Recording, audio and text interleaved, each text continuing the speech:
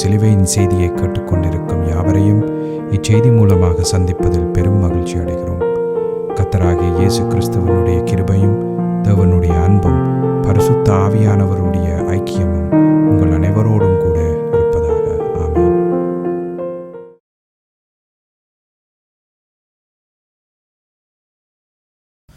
நான் போல் பாலபாஸ்கரன். நான் ஒரு இவாஞ்சலிஸ்ட். சிலுவையின் செய்தி என்ற இந்த நிகழ்ச்சியில் என் சகோதரர்கள், என் சகோதரிகள், என் நண்பர்கள் எல்லோரையும் மறுபடியும் சந்திப்பதில் நான் பெரும் மகிழ்ச்சி அடைகிறேன். இந்த அருமையான நேரத்தை கர்த்தராகிய இயேசு கிறிஸ்து எங்களுக்கு ஒதுக்கி தந்திருக்கிறார். இந்த நேரத்தில் கர்த்தருடைய வேத வார்த்தைகளை உங்களோடு பகிர்ந்து கொள்வது எனக்கு மிகுந்த சந்தோஷத்தை அளிக்கிறது என்பதை நீங்கள் அறிந்து கொள்ள வேண்டும். கர்த்தருடைய வேத வார்த்தை என சொல்லப்படும் பொழுது அது எந்த காலத்திலும் சிலுவையில் அறையப்பட்ட இயேசு கிறிஸ்துவை பற்றியே பிரகடனப்படுத்துகிறது என்ற உண்மையை நாம் தெளிவாக அறிந்து கொள்ள வேண்டும். கர்த்தருடைய வேத வார்த்தை தான் சிலுவையில் அறையப்பட்ட இயேசு கிறிஸ்துவை பற்றிய வார்த்தை என்பதை நாம் தெளிவாக அறிந்து நம்முடைய இருதயத்திலே அதை நிலைநாட்டி வைத்திருக்க வேண்டும். ஏனென்று சொன்னால் எந்த நேரமும் நம்முடைய விசுவாசத்தை வேறொன்றுக்கு திசை திருப்புவதற்கு இடவிடாமல் நமக்கு துன்புறுத்தல் ஏற்படும் என்பது ஒவ்வொரு கிறிஸ்தவர்களும் அறிந்து கொள்ள வேண்டும். அப்படி தற்செயலாக வேறொரு விசுவாசத்துக்கு திசை திருப்பப்படும் பொழுது பரிசுத்த ஆவியானவர் இருதயத்தில் இருக்கிற இந்த வார்த்தையை உடனடியாக ஞாபகத்துக்கு கொண்டு வந்து சிலுவையில் அறையப்பட்ட இயேசு கிறிஸ்துவிடம் திரும்பி வந்து ஞாபகப்படுத்துவார். அப்பொழுது இலகுவாக நாம் சிலுவையில் அறையப்பட்ட இயேசு கிறிஸ்துவுக்கு திரும்பி இந்த இக்கட்டுகளிலிருந்து நாங்கள் எங்களுக்கு பாதுகாப்பு தேடிக்கொள்ள முடியும் என்பது ஒவ்வொரு கிறிஸ்தவர்களும் தெளிவாக அறிந்து கொள்ள வேண்டும். இன்றைக்கு நாங்கள் ரோமர் 8ஆம் அதிகாரம் 2ஆம் வசனத்திற்கு போவோம். ரோமர் 8ஆம் அதிகாரம் 2ஆம் வசனம். கிறிஸ்து இயேசுவினாலே ஜீவனுடைய ஆவியின் பிரமாணம் என்ன பாவம் மரணம் என்பவைகளின் பிரமாணத்தில் நின்று விடுதலை ஆக்கிட்டே. பவுல் அப்போஸ்தலர் சொல்லுகிறார், என்னை என்று குறிப்பாக தன்னை பற்றி அவர் சொல்கிறார். அப்போ அவர் பாவம் மரணம் என்ற பிரமாணத்தில் ரோமர் 7ஆம் அதிகாரத்திலே அவர் சஞ்சரிக்கும் பொழுது பாவம் மரணம் என்ற பிரமாணத்தினாலே அவர் துன்புறுத்தப்பட்டார். ஆனால் இப்பொழுதோ அவருக்கு இந்த மகாபெரிய வெளிப்பாடு அவருக்கு கொடுக்கப்பட்டிருக்கிறது. அதுதான் கிறிஸ்து இயேசுவினாலே ஜீவனுடைய ஆவியின் பிரமாணம். அந்த பிரமாணத்தினால அவர் அந்த பாவம் மரணம் என்ற பிரமாணத்தில் நின்று பூரணமாக விடுதலையானதன் நிமித்தம் இந்த ரோமர் 8:2 என்ற வசனத்தை நமக்கு அவருக்கு கிடைத்த வெளிப்பாட்டை நமக்கு தந்திருக்கிறார். மிக முக்கியமான ஒரு வெளிப்பாடு என்பதை நாம் தெளிவாக அறிந்து கொள்ள வேண்டும். ஆதியாகமம் 1:1 இருந்து வெளி 22:21 வரை உள்ள சகல வேத வாக்கியங்களிலும் இந்த வேத வாக்கியம் மிகவும் முக்கியத்துவம் வாய்ந்தது என்பதை நாம் அறிந்து கொள்ள வேண்டும். என்றால் இதுதான் ஜெயம் கொண்ட கிறிஸ்தவ வாழ்க்கைக்கு தேவனால் நியமிக்கப்பட்ட வழி என்பதை நாம் தெளிவாக அறிந்து கொள்ள வேண்டும். அப்போ இது பற்றி விவரமாக நாங்கள் அறிந்து கொள்வதற்கு இதுவாக இப்பொழுது ஜெபத்திற்கு கடந்து செல்லுவோம். அருமையான எங்கள் பிதாவே உமக்கு ஸ்தோத்திரம். பரலோகத்தின் தேவனே உமக்கண்டைக்கும் ஸ்தோத்திரம். உம்முடைய குமாரன் இயேசு கிறிஸ்துவை பலியாக சிலுவையில் ஒப்பு கொடுத்து அவருடைய வெளியேறப்பெற்ற இரத்தத்தினால் தேவரீர் நீரங்களை மீட்டு கொண்டீர். அதற்காக உமக்கண்டைக்கும் ஸ்தோத்திரம். உம்முடைய குமாரன் இயேசு கிறிஸ்துவனுடைய இரத்தத்தினால எங்களுடைய பாவங்கள் எல்லாவற்றையும் கழுவி பாவத்தின் கடன்கள் எல்லாவற்றையும் கொடுத்து தீர்த்து பாவத்தின் பிடியிலிருந்து எங்களை விலக்கி எங்களுக்கும் பரமபிதாவுக்கும் இடையிலே இருந்த பகைமையை முற்று முழுதுமாக அகற்றி துணிவோடு அவருடைய கிருபாசனத்துக்கு சேரக்கூடிய பாக்கியத்தை தேவரீர் எங்களுக்கு தந்திருக்கிறீர். அதற்காக உமக்கு இன்றைக்கும் சோஸ்திரம்.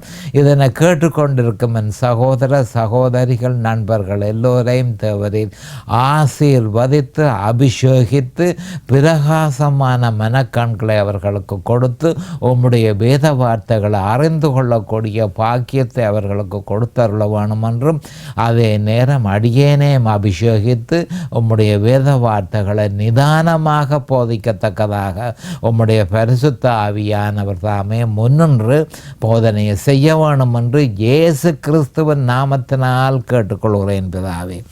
ஆமேன் and amen and amen. Hallelujah, hallelujah, hallelujah. Thank you, Jesus. Thank you, Jesus. Praise the Lord, praise the Lord, praise the Lord.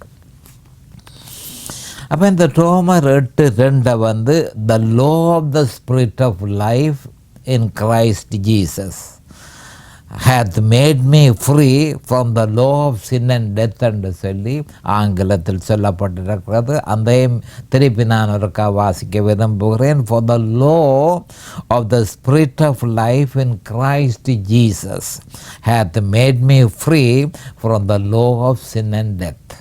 அப்போ தெளிவாக சொல்லப்பட்டு கிடக்குது. இந்த ரெண்டும் ஒரு லோ, அதாவது கிறிஸ்து இயேசுவினாலே ஜீவனுடைய ஆவியின் பிரமாணம், அது ஒரு லோ. மற்றது பாவம் மரணம் என்பது அது ஒரு லோ. அப்போ இந்த ரெண்டு லோவும் ஆறால தரப்பட்டது என்று சொன்னால் தேவனால மனுஷகுலத்தினுடைய விடுதலைக்காக ஏற்படுத்தப்பட்ட மிக முக்கியமான பிரமாணங்கள் என்பதை நாம் தெளிவாக அறிந்து கொள்ள வேண்டும்.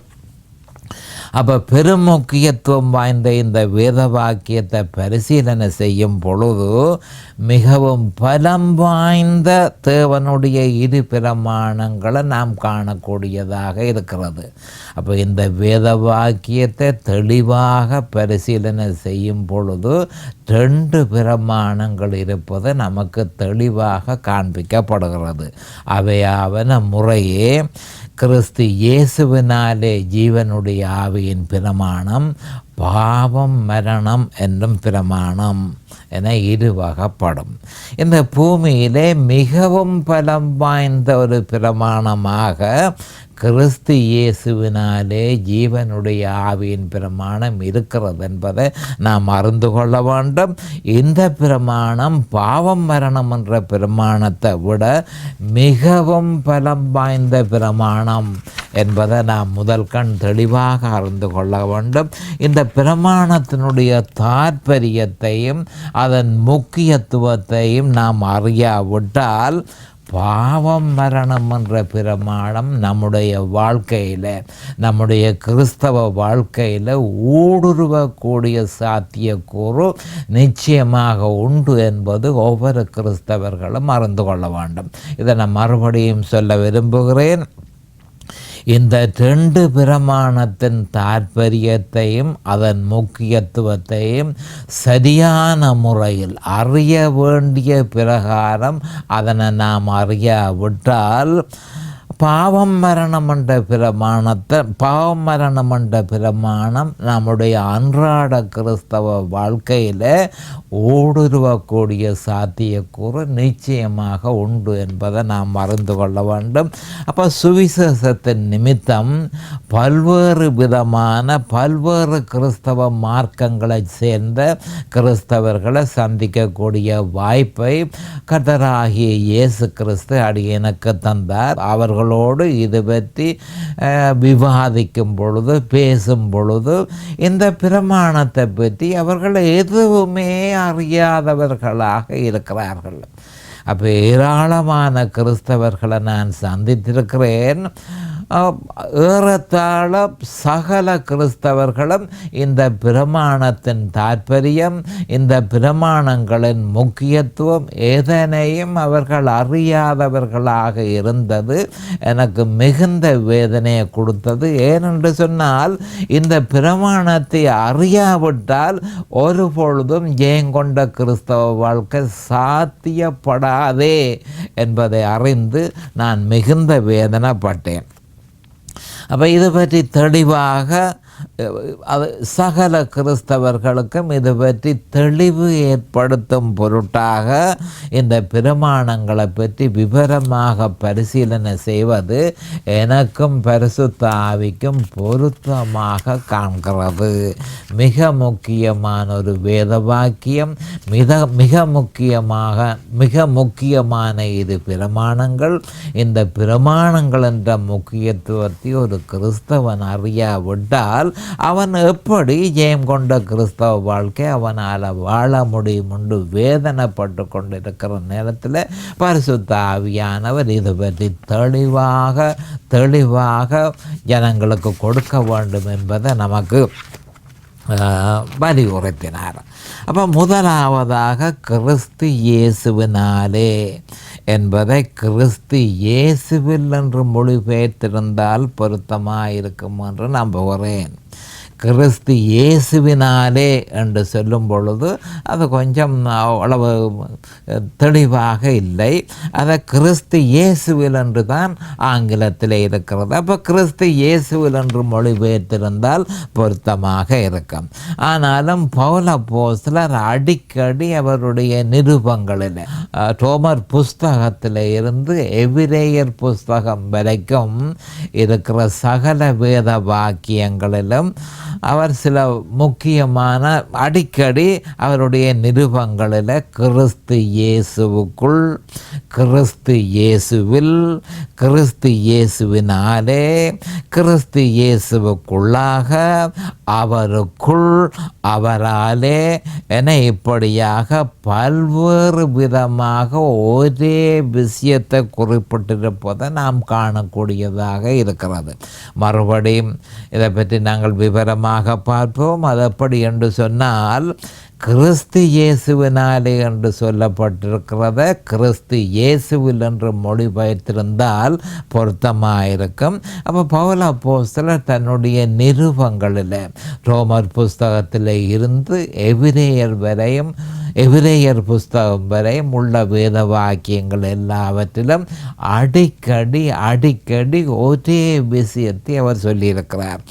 கிறிஸ்து இயேசுவுக்குள், கிறிஸ்து இயேசுவில், கிறிஸ்து இயேசுவினாலே, கிறிஸ்து இயேசுவுக்குள்ளாக, அவருக்குள், அவராலே என்று இப்படியாக பல்வேறு விதமாக ஒரே விஷயத்தை பற்றியே சொல்லியிருக்கிறத நாம் காணக்கூடியதாக இருக்கிறது. இந்த சொற்றொடர்கள் யாவும் ஒருவன் கிறிஸ்துவுக்குள் இருப்பதையே பிரதிபலிக்கிறது.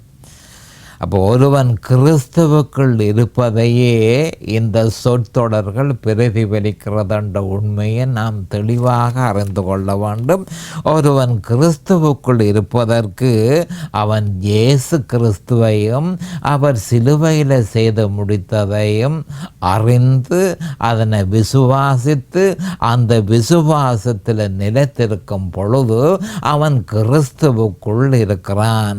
அப்போ கிறிஸ்துவுக்குள் இருக்கிறதான் கிறிஸ்து இயேசுவுக்குள், கிறிஸ்து இயேசுவில், கிறிஸ்து இயேசுவினாலே, கிறிஸ்து இயேசுவுக்குள்ளாக, அவருக்குள், அவராலே என்று அடிக்கடி பவுல் அப்போஸ்தலர் இதனையே குறிப்பிட்டிருக்கிறார் என்பதை நாம் தெளிவாக அறிந்து கொள்ள வேண்டும். அப்போ கிறிஸ்து இயேசுவுக்குள் இருப்பதற்கு நாம் செய்வதென்ன? 1 கொரிந்தியர் 2:2, லூக்கா 9:23, மார்க் 16:16 ஆகிய வேத வாக்கியங்களில் சொல்லப்பட்ட விஷயங்களை பூரணமாக அறிந்து அதனை விசுவாசித்து அந்த விசுவாசத்தில் நிலைத்திருக்கும் பொழுது நாம் கிறிஸ்துவுக்குள் இருக்கிறோம். கிறிஸ்துவுக்குள் இருக்கிறது தான் கிறிஸ்தவத்தினுடைய மிக முக்கியமான அம்சம் என்பதை நாம் ஒவ்வொருவரும் தெளிவாக அறிந்து கொள்ள வேண்டும். அப்போ அந்த விசுவாசத்தில் நாம் நிலைத்திருக்கும் பொழுது, அதாவது எப்படி நாம் நிலைத்திருக்கலாம்? யோவான் 15:4 சொல்லப்பட்டிருக்கிறது, அந்த விசுவாசத்தில் ஒருக்கா விசுவாசிக்கிறதல்ல, அந்த விசுவாசத்தில் நிலைத்திருக்க வேணும். அப்படி நாம் நிலைத்திருப்போமா இருந்தால் கர்த்தரும் நமக்குள் நிலைத்திருப்பார் என்று சொல்லப்பட்டிருக்கிறது. அப்போ ஒருவன் விசுவாசத்தில், அந்த விசுவாசம், அப்போ விசுவாசம் என்று சொல்லும் பொழுது பல்வேறு விதமான விசுவாசங்கள் இருக்கின்றன. அப்போ எந்த விசுவாசம் தேவனால கவனத்துக்கு எடுத்து கொள்ளப்படும் என்றால் அந்த விசுவாசம் தான் கவனத்துக்கு எடுத்து கொள்ளப்படும். அந்த விசுவாசம் என்ன? சிலுவையில் அறையப்பட்ட இயேசு கிறிஸ்து. அதை பற்றித்தான் 1 கொரிந்தியர் 2:2 இயேசு கிறிஸ்துவை, சிலுவையில் அறையப்பட்ட அவரையே அன்றி வேறொன்றையும் உங்களுக்குள் அறியாதிருக்க தீர்மானித்திருந்தேன் என்று சொல்லி பவுல் அப்போஸ்தலர் பரிசுத்த ஆவியினாலே ஏவப்பட்டு சொல்லியிருக்கிறார். அப்போ கிறிஸ்துவுக்குள் இருப்பதற்கு தேவையானது அந்த விசுவாசம். அப்போ அந்த விசுவாசத்தை அறிந்து அதனை விசுவாசித்து அந்த விசுவாசத்தில் நிலைத்திருக்கும் பொழுது ஒருவன் கிறிஸ்துவுக்குள் இருக்கிறான். ஒருவன் கிறிஸ்துவுக்குள் இருக்கிறான். அவன் கிறிஸ்துவுக்குள் இருக்கும் பொழுது அவனுடைய ஒருமித்த நோக்கு, ஃபோக்கஸ், ஒருமித்த நோக்கு இயேசு கிறிஸ்துவிலும், அவனுடைய விசுவாசத்தின் குறிக்கோள், ஆப்ஜெக்ட் ஆஃப் த ஃபெய்த், விசுவாசத்தின் குறிக்கோள் கிறிஸ்து சிலுவையில் நிறைவேற்றியதிலும் நிலைத்திருக்கும் பொழுது அவனுடைய வல்லமையின் ஆதாரம் பரிசுத்த ஆவியாக இருக்கிறது. இதன் பிரதிபலன் பாவம். அந்த பாவம் அவனை மேற்கொள்ள மாட்டாது என்பதை நாம் தெளிவாக அறிந்து கொள்ள வேண்டும். அப்போ கிறிஸ்தவர்கள் இந்த மிகவும் சுருக்கமாக சொல்லப்பட்ட இந்த விஷயத்துக்கு கூடுதலான கவனத்தை செலுத்த வேணும். தேவையானது ஒருமித்த நோக்கு. ஒரு கிறிஸ்தவனுடைய ஒருமித்த நோக்கு எந்த காலத்திலும் இயேசு கிறிஸ்துவில் இருக்க வேணும். இதைத்தான் யோவான் 14:6 சொல்லுகிறது என்பதை நாம் அறிந்து கொள்ள வேண்டும். அவனுடைய விசுவாசத்தின் குறிக்கோள் எந்த காலத்திலும் கிறிஸ்து சிலுவையில் நிறைவேற்றியதில் நிலைத்திருக்க வேண்டும். இதைத்தான் லூக்கா 9:23 சொல்லுகிறது என்பதை நாம் அறிந்து கொள்ள வேண்டும். அப்போ ஒருமித்த நோக்கு இயேசு கிறிஸ்துவிலும், விசுவாசத்தின் குறிக்கோள் கிறிஸ்து சிலுவையில் நிறைவேற்றியதிலும் இருக்கும் பொழுது அவனுடைய வல்லமையின் ஆதாரம் பரிசுத்த ஆவியாக இருக்கிறது. ரோமர் 8:1-2, 8:11. அப்போ பரிசுத்த ஆவி அவனுடைய வல்லமையின் ஆதாரமாக இருக்குமா இருந்தால் அதனுடைய பிரதிபலன் எந்த காலமும் ஜெயம் கொண்ட கிறிஸ்தவ வாழ்க்கை. அப்போ ஜெயம் கொண்ட கிறிஸ்தவ வாழ்க்கை ஒருவன் வாழ்வதாக இருந்தால் அந்த பாவம் அவனை மேற்கொள்ளாது என்று சொல்லி ரோமர் 6:14 தெளிவாக சொல்லப்பட்டிருக்கிறது. ஏனென்று சொன்னால் நீங்கள் நியாயப்பிரமாணத்துக்கு கீழ்ப்பட்டிராமல் கிருபைக்கு கீழ்ப்பட்டிருக்கிறபடியால் அந்த பாவம் உங்களை மேற்கொள்ளாதென்று சொல்லி பரிசுத்த ஆவியானவர் ரோமர் 6:14 தெளிவாக சொல்லியிருக்கிறார். அப்போ மிக முக்கியமான விஷயம், ஒருவன் கிறிஸ்துவுக்குள்ளே இருந்தால் அவனுடைய ஒருமித்த நோக்கு இயேசு கிறிஸ்துவிலும், அவனுடைய விசுவாசத்தின் குறிக்கோள் கிறிஸ்து சிலுவையில் நிறைவேற்றியதிலும் இருக்கும் பொழுது அவனுடைய வல்லமையின் ஆதாரம் பரிசுத்த ஆவியாக இருக்கும். அப்போ வல்லமையின் ஆதாரம் பரிசுத்த ஆவியாக இருந்தால் அதன் பிரதிபலன் பாவம் அவனை மேற்கொள்ளாது. அப்போ இதை மிகவும் ஒரு சுருக்கமான ஒரு ஃபார்முலா, ஒரு வாய்ப்பாடு மாதிரி உங்களுக்கு தந்திருக்கு. இதை ஒவ்வொரு கிறிஸ்தவர்களும் தெளிவாக தம்முடைய இருதயத்தில் நிலைநாட்டி வைத்திருக்க வேணும். இதுவே கிறிஸ்துவுக்குள் இருப்பதற்கும் அதன் பலாபலன்களை பெற்றுக்கொள்வதற்கும் தேவனாலே ஏற்படுத்தப்பட்ட வழிமுறை என்பதை ஒவ்வொரு கிறிஸ்தவனும் தெளிவாக அறிந்து கொள்ள வேண்டும். அப்போ கிறிஸ்தவன் கிறிஸ்தவுக்குள் இருக்க வேண்டியது தான் தேவனுடைய எதிர்பார்ப்பு. அவன் கிறிஸ்துவுக்குள்ளே இருப்பதற்கு செய்ய வேண்டியது என்ன என்று சொல்லி நான் உங்களுக்கு தெளிவாக இப்பொழுது கூறியிருந்தேன். அப்போ கிறிஸ்துவுக்குள் இருந்து அதன் பலாபலன்களை பெற்றுக்கொள்வதற்கு தேவனால் ஏற்படுத்தப்பட்ட வழி இது என்பதை நாம் ஒவ்வொருத்தரும் தெளிவாக அறிந்து கொள்ள வேண்டும். ஏனென்றால் அவனை அந்த விசுவாசியே தேவன் என்ன மாதிரி பார்க்கிறார்ன்றதை கவனமாக பார்த்து கொள்ளுங்கள்.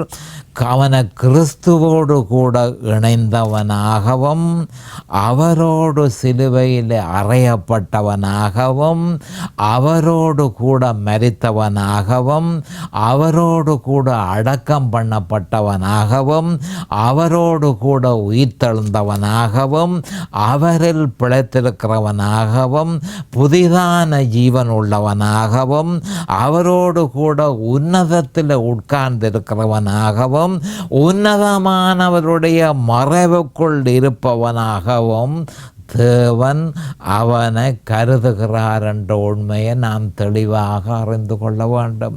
அப்போ கிறிஸ்துவுக்குள் இருந்து கொண்டு கிறிஸ்து சிலுவையில் நிறைவேற்றிய பலாபலன்களை அனுபவிக்கிறவனை தேவன் என்ன மாதிரி நோக்குகிறார் என்பதை நாம் தெளிவாக அறிந்து அதனை விசுவாசிக்க வேண்டும். அப்போ நான் இப்போ வேத வசனங்களோடு அதை நான் உங்களுக்கு கொண்டு வர போகிறேன். கவனமாக பார்த்து கொள்ளுங்கள். அப்போ அப்படிப்பட்ட கிறிஸ்துவுக்குள்ளே இருக்கிற ஒருவனை தேவன் என்ன மாதிரி பார்க்கிறார்? அவன் கிறிஸ்துவோடு இணைந்தவனாகவும் ரோமர் 6:3 அவரோடு கூட சிலுவையில் அறையப்பட்டவனாகவும் கலாத்தியர் 2:20 ரோமர் 6:3 அவரோடு கூட மரித்தவனாகவும் ரோமர் 6:3 அவரோடு கூட அடக்கம் பண்ணப்பட்டவனாகவும் ரோமர் 6:4 அவரோடு கூட உயிர்த்தெழுந்தவனாகவும் ரோமர் 6:5 அவரில் பிழைத்திருக்கிறவனாகவும் ரோமர் 6:4 புதிதான ஜீவன் உள்ளவனாகவும் ரோமர் 6:4 அவரோடு கூட உன்னதத்தில் உட்கார்ந்திருக்கிறவனாகவும் எபேசியர் 2:7 உன்னதமானவருடைய மறைவுக்குள் இருப்பவனாகவும் சங்கீதம் 91:1 இப்படியாக தேவன் கிறிஸ்துவுக்குள் இருக்கிற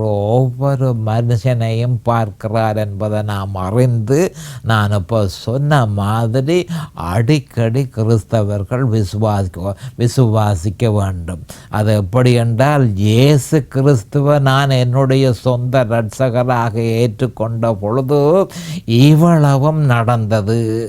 ஆவிக்குரிய உலகத்தில் நான் கிறிஸ்துவோடு இணைந்தேன், அவரோடு கூட சிலுவையில் அறையப்பட்டேன், அவரோடு கூட மரித்தேன், அவரோடு கூட அடக்கம் பண்ணப்பட்டேன், அவரோடு கூட உயிர்த்தெழுந்தேன், அவரில் பிழைத்திருக்கிறேன், புதிதான ஜீவன் உள்ளவனாக இருக்கிறேன், அவரோடு கூட உன்னதத்தில் உட்கார்ந்திருக்கிறேன், உன்னதமானவருடைய மறைவுக்குள் நான் இப்பொழுது இருக்கிறேன் என்று சொல்லி ஒவ்வொரு கிறிஸ்தவனும் அடிக்கடி சாட்சி சொல்ல வேணும். தனக்கு நடந்த விஷயத்தை அவன் சாட்சி சொல்ல வேணும். அநேக ஜனங்களுக்கு மத்தியிலே அவன் சாட்சி சொல்ல வேணும். தனக்கு இப்படி நடந்தது, நான் இயேசு கிறிஸ்துவை ஏற்றுக்கொண்ட பொழுது எனக்கு இப்படி நடந்தது. அப்போ கிறிஸ்துவுக்குள்ளே இருக்கிறதற்கு இவைகள் யாவும் நமக்கு ஒரு பலன்களாக இருக்கின்றன. இதனை தொடர்ந்து விசுவாசித்து தேவனை மகிமைப்படுத்தும் பொழுது விசுவாசி கிறிஸ்துவுக்குள் இருந்து அதன் பலாபலன்களை அனுபவிக்க முடியும் என்பதை ஒவ்வொரு கிறிஸ்தவனும் அறிந்திருக்க வேண்டும். அப்போ கிறிஸ்து இயேசுவுக்குள் இருப்பவன் ஜீவனுடைய ஆவியின் பிரமாணத்தை கடைப்பிடிப்பானாயின், கவனமாக கேட்டுக்கொள்ளுங்கள், கிறிஸ்து இயேசுவுக்குள் இருப்பவன் ஜீவனுடைய ஆவியின் பிரமாணத்தை கடைப்பிடிப்பானாயின் பரிசுத்த ஆவியின்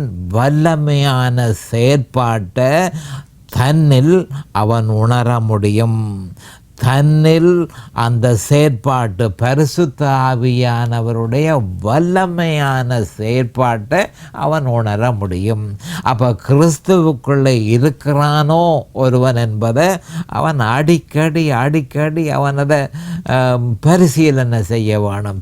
நான் கிறிஸ்துவுக்குள்ளே இருக்கிறேனோ என்று அவன் பரிசீலனை செய்ய வேணும். அப்போ அதற்கு ஒரு ப்ரூஃப் என்ன மாதிரி என்று சொன்னால் பரிசுத்த ஆவியானவர் அவனில் வல்லமையாக செயற்பட்டு கொண்டிருக்கிறதை அவன் உணர முடியும். இப்படி இருக்க ஜீவனுடைய ஆவியின் பிரமாணத்தின் ஆவிக்குரிய பொருளை சற்று விவரமாக பார்ப்போம். அப்போ கிறிஸ்து இயேசுவினாலே ஜீவனுடைய ஆவியின் பிரமாணம் தேவனுடைய ஒரு பிரமாணமாக இருக்கிறபடியினால் விசுவாசியின் அணுகுமுறைக்கேற்ப அந்த பிரமாணம் ஒன்றில் பாதகமாகவோ அல்லது சாதகமாகவோ நடைமுறைக்கு வரும் என்பதனை கிறிஸ்தவர்கள் நிச்சயமாக அறிந்திருப்பார்களாக. மறுபடியும் இது ஒரு முக்கியமான ஒரு விஷயம். நான் சொல்ல விரும்புகிறது என்னவென்றால், கிறிஸ்து இயேசுவினாலே ஜீவனுடைய ஆவியின் பிரமாணம் அது தேவனுடைய பிரமாணமாக இருக்கிறபடியால் ஒரு விசுவாசி அந்த பிரமாணத்தை என்ன மாதிரி அணுகிறான், என்ன மாதிரி அந்த பிரமாணத்தை கையாளுகிறான் என்பதை பொறுத்தே அந்த பிரமாணம் ஒன்றில் பாதகமாகவோ அல்லது சாதகமாகவோ நடைமுறைக்கு வரும் என்பதை அவன் நிச்சயமாக அறிந்திருப்பானாக. அப்போ உலக தோற்றத்துக்கு முன்னமே இந்த பிரமாணம் தேவனுடைய ஆலோசனை சபையில் தீர்மானிக்கப்பட்டது என்று சொல்லி 1 பேதுரு 1:18-20 சொல்லப்பட்டிருக்கிறது. அப்போ 1 பேதுரு 1:18-20 என்ன சொல்லப்பட்டிருக்கிறது? உலக தோற்றத்துக்கு முன்னமே தேவாதி தேவன் நான் மனுஷனை படைப்பேன், இந்த மனுஷன் விழுந்து போவான், விழுந்து போன மனுஷனை மீட்டு கொள்வதற்கு இயேசு கிறிஸ்துவே தேவனுடைய குமாரனை அனுப்பி அவருடைய இரத்தத்தை சிந்தி அந்த இரத்தத்தினால நான் மனுஷனை மீட்டு கொள்வேன் என்று சொல்லி உலக தோற்றத்துக்கு முன்னமே தேவனுடைய ஆலோசனை சபையில் தீர்மானிக்கப்பட்டது என்பதை நாம் தெளிவாக அறிந்து கொள்ள வேண்டும். அப்பவே இந்த பிரமாணம், எந்த பிரமாணம்? கிறிஸ்து இயேசுவினாலே ஜீவனுடைய ஆவியின் பிரமாணம் தீர்மானிக்கப்பட்டது என்பதை நாம் ஒவ்வொருத்தரும் தெளிவாக அறிந்து கொள்ள வேண்டும்.